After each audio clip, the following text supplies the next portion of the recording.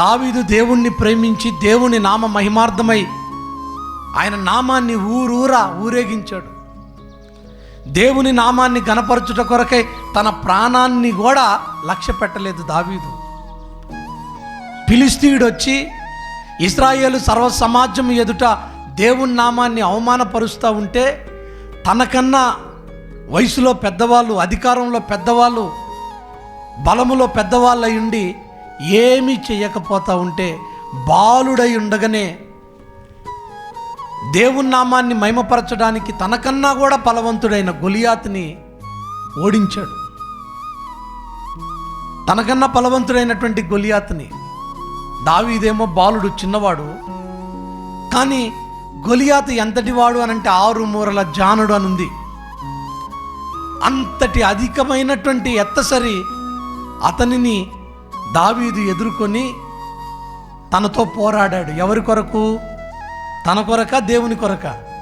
దేవుని కొరకు, దేవుని నామాన్ని గణపరచడానికి. వాస్తవానికి ఆ శత్రు చేతుల్లో దావీదు చాలా చిన్నవాడు. అయినా తనను చూసుకోలేదు కానీ దేవుణ్ణి చూశాడు. అక్కడ దేవుణ్ణి చూసి, నేను దేవుని బిడ్డని, నేను నమ్మినటువంటి దేవుణ్ణి, నేను కలిగి ఉన్నటువంటి నా దేవునికి అవమానం కలుగుతున్న పరిస్థితి ఇది అని సాహసించి అడుగులు ముందుకు వేసి గొలియాతుతో పోరాడాడు. గొలియాతును చంపాడు. ఆ తర్వాత దావీదు జీవితం ఒక పరిమళముగా మార్చబడ్డది. అనేక మంది ప్రజలు దావీదును బట్టి సంతోషించారు. అంతకుముందు పరిపాలించినటువంటి సౌలు రాజుని పక్కన పెట్టేశారు. ఇక ప్రజలందరూ కూడా ఎవరిని గణపరచడం ప్రారంభించారు అనంటే దావీదుని గణపరచడం ప్రారంభించాడు. స్తోత్రం చెప్పండి. సౌలు 1000 కొలది, దావీదు 10,000 కొలది అని ఇక గానాలు, పాటలు పాడడం ప్రారంభించారన్నమాట. పాటలు పాడడం ప్రారంభించారు. దేవుని నామాన్ని గణపరిచిన వాడిని దేవుడు పక్కన పెట్టడు. నన్ను గణపరిచే వారిని నేను గణపరుస్తాను అని వాగ్దానం చేశాడు ఆయన.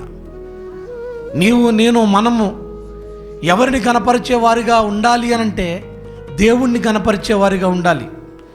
దేవునికి ఘనత రావాలి అనంటే మన జీవితం ద్వారానే. దేవునికి అవమానం రావాలన్నా కానీ మన జీవితమే. నీ ద్వారానే ఘనత, నీ ద్వారానే అవమానం. 2 ఎవరి చేతిలో ఉన్నాయి అనంటే మన దగ్గరే ఉన్నాయి. దేవుణ్ణి గణపరచాలనుకుంటున్నావా? దేవుణ్ణి ఊరేగించాలనుకుంటున్నావా? లేకపోతే అన్య జనాంగం మధ్యలో దేవుని నామాన్ని అవమానపరచాలనుకుంటున్నావా?